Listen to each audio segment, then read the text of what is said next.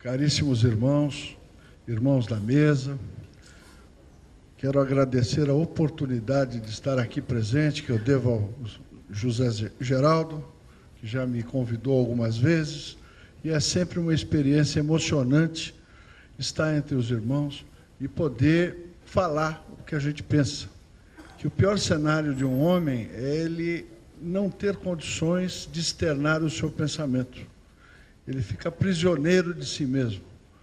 E eu, diante dessa plateia aqui, eu fico emocionado porque é gente que pensa como a gente, são maçons, são irmãos, e a gente procura, no convívio e nas palestras, lapidar o conhecimento, evoluir o pensamento, porque o maçom, ele aprende nas lojas, mas ele pratica a maçonaria no século. Então não adianta ele ser excelente nas lojas, se no século ele for um homem comum. Não é? Ele não tem serventia, é feita informação num papel na gaveta. Não tem nenhuma serventia, o maçom que é só bonzinho. Não é? Não basta ser bom, meus irmãos. Nós temos que defender o bem e combater o mal. E isso não é dentro da loja. Na loja todo mundo é bom, senão não seria iniciado. Porque o grande arquiteto certamente acometerá os que fizeram e os que deixaram de fazer. Então, o irmão, o cidadão que se resume a ser bom, ele vai responder por isso. Que nada é bom no mundo de horrores que nós vivemos hoje. Tem que haver uma dedicação. Né? Eu vou começar pela questão educacional. O mundo ocidental perdeu as tradições educacionais. As famílias não têm um padrão educacional, que era fornecido pela religião. Mas, não sei por que, no século XX, as religiões entraram em decadência. Talvez pelas agruras da tragédia do pluralismo imposto à custa do sangue das pessoas. E perdeu-se uma tradição de criar a pessoa, de educar o jovem, a criança. Então, cada família procura transmitir seus valores particulares e você não tem homogeneidade nisso. Então, nós ficamos dependendo da sorte agora. Se a mãe do sujeito foi boazinha, tinha bons princípios, ele vai ter uma boa educação, vai ter uma educação humanística. Porque o mundo não dá essa educação. O mundo, ele traz as agruras da sobrevivência. Se a família e a escola não tiverem um padrão, a sociedade vai entrar em decadência, como nós estamos sentindo. Chegou ao absurdo, estava conversando aí, existe-se receita médica para qualquer remédio, mas a maconha estão querendo liberar a maconha. Quer dizer, é um absurdo. Você vê um sujeito de 85 anos, como o Fernando Henrique Cardoso, postulando a liberação da maconha. Como se ele não tivesse experiência e cultura suficiente para saber que isso é decadente. Que isso é uma questão de saúde pública, não é uma questão política ou econômica. O que faz mal não tem que ser franqueado. E não faz mal só ao indivíduo, faz mal aos costumes. Provoca a decadência da sociedade, dos valores humanísticos. Então, nós não podemos conviver com isso. Bom, outra grande perda para o mundo ocidental é a ambição pela sabedoria. As pessoas têm a ambição pelo conhecimento. Mas conhecimento é feito um arquivo, é feito um HD de computador, né? Ele tem tudo que você arquivar está lá. Mas sabedoria não é isso, não é conhecimento. Sabedoria é o uso adequado do conhecimento. Não interessa o volume de informações que você tenha, você tem que aplicá-las adequadamente. Então você veja, nos artesãos antigos, ele tinha conhecimento naquilo que ele fazia, e se aplicava, Então, ele era sábio porque ele aplicava adequadamente o conhecimento que ele tinha. O maçom, ele tem que atentar bem à ambição pela sabedoria, pela adequação daquilo que ele faz, daquilo que ele aplica, na família, na loja, nos orientes e principalmente no mundo profano. No interior, todo mundo sabe quem é maçom, nas cidades menores. Então, ele tem que ser um cidadão a ser seguido. Ele não pode ser comum. Ele não pode ter os defeitos do século. Ele tem que ser um exemplo. Ele tem que levar a tocha da luz. Tem que iluminar, tem que ser a luz no fim do túnel. E muitas vezes a gente não vê isso. Essa crítica, meus irmãos, é fraternal. Para que nós sempre refreemos nossos impulsos. Então, nós temos que sabedoria não é mais ambição. E outra coisa que não é ambição mais na sociedade ocidental é a paz. A paz no lar, a paz no trabalho. O que é a paz? É um equilíbrio espiritual, um equilíbrio psicológico, que ele é produtivo, porque ele embasa as iniciativas. Então, eu queria que os irmãos pensassem bem nessas duas coisas, sabedoria e paz. Mas isso não quer dizer tolerância excessiva. Nós temos um limite entre a tolerância e a ação. E esse limite é a segurança da obra. Tudo que não comprometer a obra, seja a família, a universidade, a ordem, as lojas, o país, deve ser tolerado. Agora, a mínima coisa que prejudicar a obra não pode ser tolerada. Então, para tudo tem limites.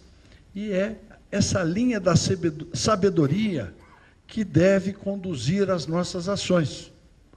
Porque nós não podemos ser complacentes nem intolerantes. Porque o radicalismo não cai bem a um homem que deve liderar.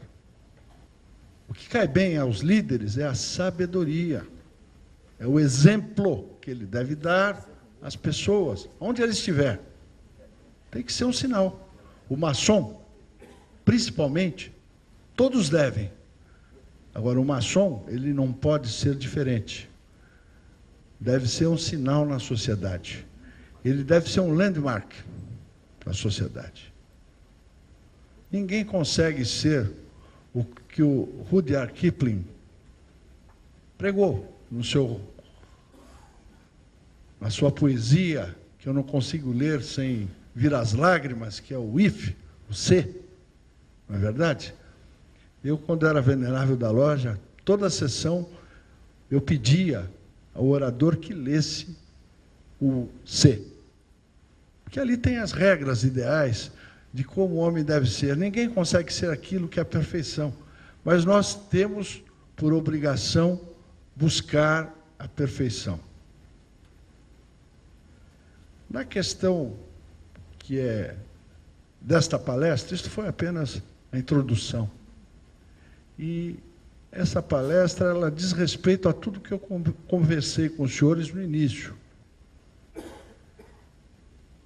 As pessoas, por desprezarem a sabedoria, não se preocupam mais com conceitos. E o conceito correto, ele é fundamental para o desenvolvimento do raciocínio com base na realidade. Se você parte de uma premissa errada, você chega a um resultado absurdo, que ele é estéril. Aliás, o mecanismo de controle social nos países, em todos os países, mas no nosso é mais grave ainda, porque ele é o nosso, né? Nós moramos aqui, temos que tomar cuidado. É o controle da inteligência social. Como é que ele é feito, esse controle? Por uma esterilização. Eles bombardeiam a sociedade com informações erradas. Como o homem moderno nem tem interesse e nem tem muito tempo para se dedicar à análise do que está ouvindo, o subconsciente fica saturado de informações equivocadas. E a sociedade desenvolve o raciocínio com base na informação errada, chega ao absurdo e não aceita o absurdo, e fica a inteligência social fica emparedada entre a premissa falsa e o absurdo. As pessoas ficam presas. É um processo de controle social que eu dei o nome de esterilização da inteligência social.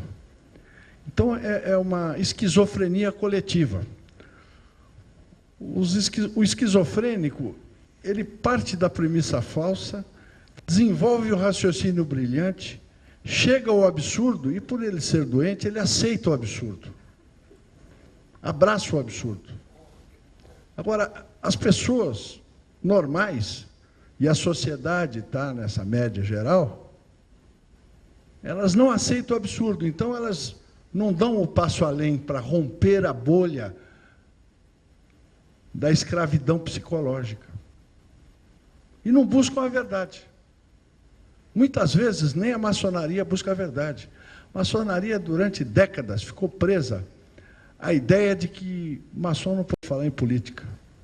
Realmente, ele não deve falar em política partidária, mas ele tem que ser um cientista político. Como é que ele vai construir o templo social se ele não se preocupa com política? Agora, é interessante o seguinte, que se você perguntar o que é política, as pessoas não sabem responder por falta de conceito.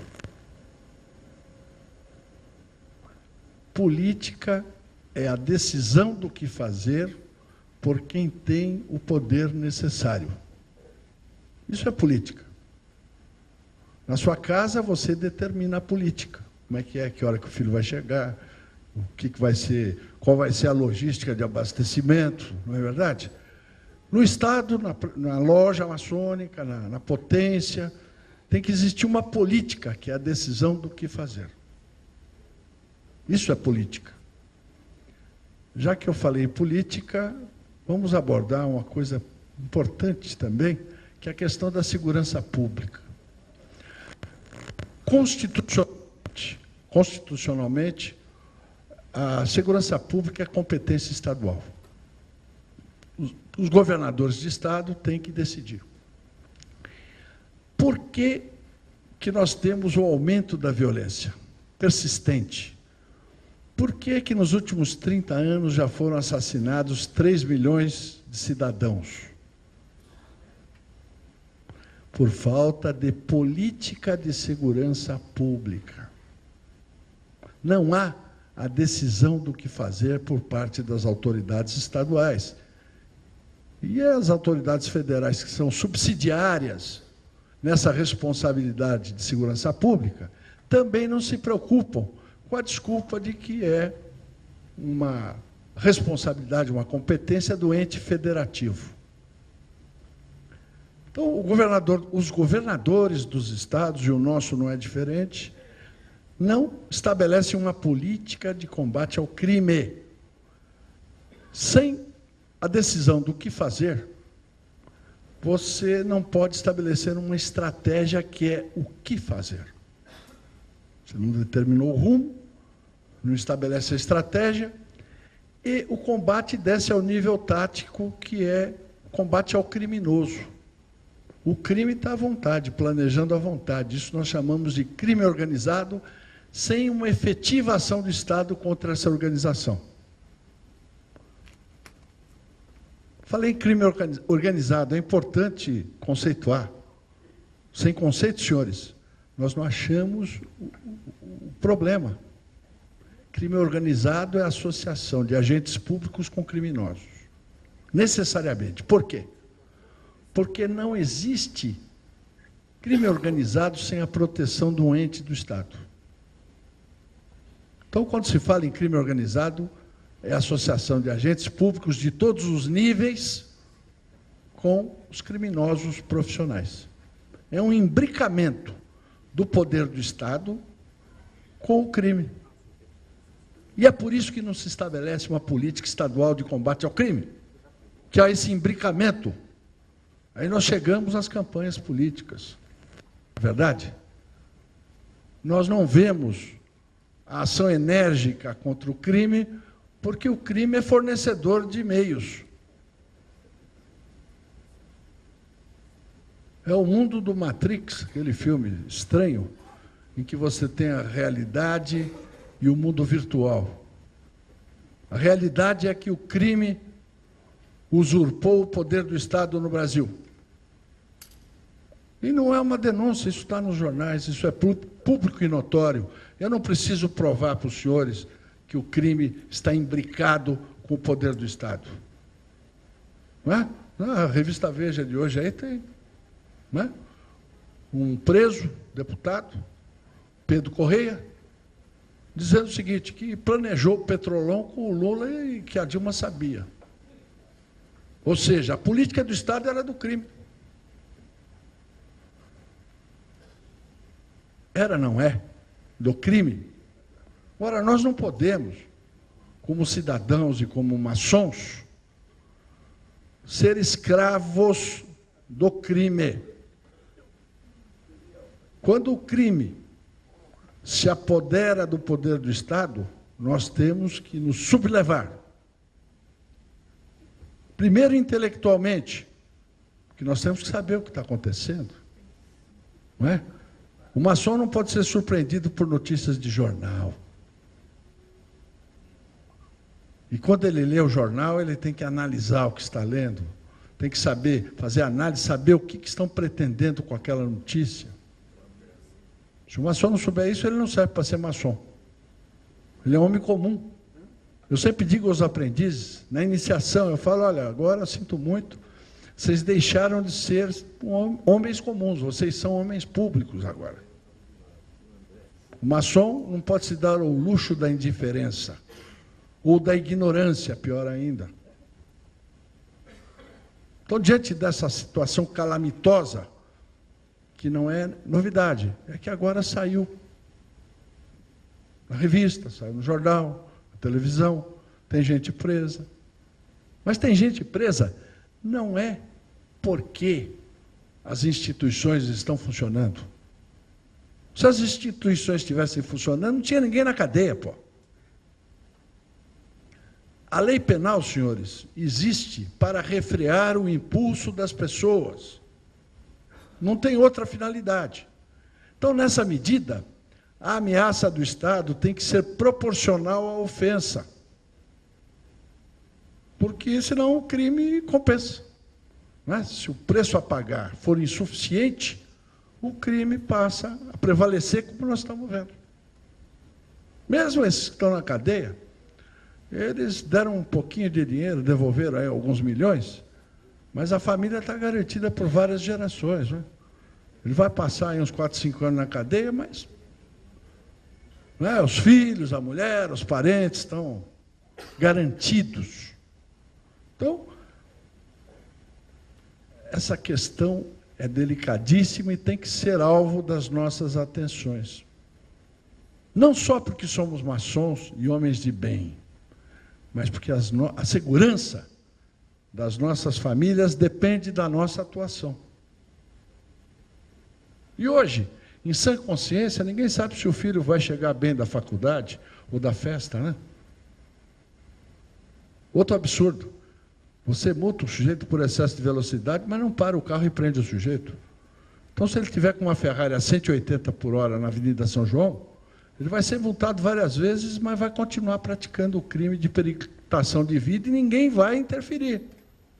Porque o objetivo é só arrecadar. Que não existe uma moralidade pública. O que existe é o confisco, o desejo de tributar, de arrecadar, para fornecer dinheiro para as campanhas e para o crime. Todo mundo fala em instituições. O que é instituição? É algo que foi estabelecido, foi instituído. Agora, quem instituiu? Quem estabeleceu? Fomos nós. Nós, cidadãos. O cidadão é intertemporal. O cidadão, como o maçom, ele é um segmento de trabalho e de responsabilidade no espaço. Ele cumpre a sua obrigação e tem a obrigação de passar para as próximas gerações aquilo que ele pôde depreender com a sua experiência. Então, nós, cidadãos, instituímos o Estado. A primeira instituição de qualquer povo são suas forças armadas. Por quê? Imaginem um povo que mora num território, mas está desarmado. Quando ele decide se proteger de eventuais incursões, ele institui suas forças armadas. Que sem essa instituição ele não garante o território e não tem um país. Nós temos exemplos atuais de povos que não têm país. Por exemplo, os curdos. Os curdos obedecem a 5 cartas políticas diferentes. Sendo que na Turquia, por exemplo, ele não é reconhecido, ele tem as obrigações sociais, mas ele não é reconhecido como cidadão. Os bascos, os catalães, não é? Os lombardos, são povos que não instituíram forças armadas e não garantiram um território, e por isso são povos sem país. O Brasil tem país. O Brasil é um país. A nossa nação brasileira, graças à sabedoria do Império Português, instituiu cedo suas forças armadas e garantiu o território. Nós perdemos alguma coisa. Perdemos o Uruguai. Não anexamos o Paraguai, como deveria ter sido feito. Por quê? Porque você matou todo mundo e vai deixar o território para quem? O Paraguai podia ser a continuação do Mato Grosso. Sem pensamento hegemônico. Perdemos, em Roraima, 19 mil quilômetros quadrados em 1904, porque os índios da região falavam inglês. E o Joaquim Nabuco não conseguiu defender internacionalmente o direito do Brasil sobre 19 mil quilômetros quadrados, e nós perdemos para a Guiana Inglesa esse território. Quem decidiu, o árbitro desse assunto, foi o rei da Itália, que estava com medo de perder o trono, então ele fez tudo para proteger a monarquia britânica. E nós temos problemas semelhantes hoje. Foi criado lá o Reserva Yanomami e também a Raposa Serra do Sol, onde os índios não falam o português, e nem o seu dialeto. Eles falam inglês, falam espanhol, mas não falam o português. O objetivo está muito claro. A monarquia britânica quer mais um pedaço de Roraima. É um pedaço importante, que tem minérios estratégicos, né? Eu estive lá uma vez, a convite do governador, que nós íamos montar uma empresa lá, e eu sobrevoei grande parte lá com o próprio helicóptero do governador. O objetivo do convite era garantir o abastecimento do Caribe de carne. Então, nós sobrevoamos aquilo e tal. O que eu reparei? Quando o helicóptero da gente pairava sobre uma aldeia indígena, primeiro que parecia um cenário de Hollywood. Tudo limpinho, tudo certinho. E você sobrevoava a 20 metros de altura a aldeia, não saiu um cachorro para latir, não tinha criança, não tinha ninguém, era um cenário. E a esse tempo, há cerca de uns 12 ou 13 anos atrás, o comandante da base do governador me falou: se for aprovada a reserva Raposa Serra do Sol, nós vamos perder esse território. Eu não acreditei, eu falei, não é possível, aqui tem exército e tudo. Ele falou, mas ninguém está fazendo nada. E se concretizou com a assinatura de 10 ministros do Supremo Tribunal Federal, que traíram o Brasil. Inclusive aquele, o Joaquim, né, o Joaquim Barbosa, né? Ele assinou isso também. São 10 traidores da pátria, que não sabem nem história, né? Se eles tivessem atentado para o que ocorreu em 1904, eles não teriam assinado a Raposa Serra do Sol. Bom, senhores,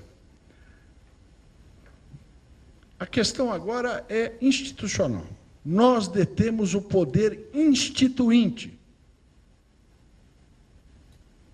que é o poder de criar, revogar e modificar as instituições. Esse é um poder individual e coletivo que não pode ser exercido por representação. Por quê? Porque o poder não quer modificar nada. Os supostos representantes estão satisfeitos com o status quo. Qual é o deputado que quer mudar alguma coisa? Ele quer em benefício próprio, porque eles já usurparam o poder do Estado em benefício da casta política. Então, o cidadão, seja maçom ou seja profano, ele é escravo de uma casta. Nós temos a monarquia da sarjeta. A nossa república foi desvirtuada na monarquia da sarjeta, do crime. Porque nós não atentamos, nem os maçons, hein? Nós não atentamos para o poder natural nosso, que é o poder instituinte. Eu sou advogado militante há muitos anos, como os senhores viram no currículo. A academia nunca discutiu o poder instituinte. Por quê? Porque ele não existe. Como não existe? Se o poder instituinte não existisse, nós não estaríamos aqui como nação. Poder, tudo o que existe da estrutura do poder foi instituído por nós, cidadãos. Por que a academia não debate isso? Porque a academia é avessa à informalidade. E o poder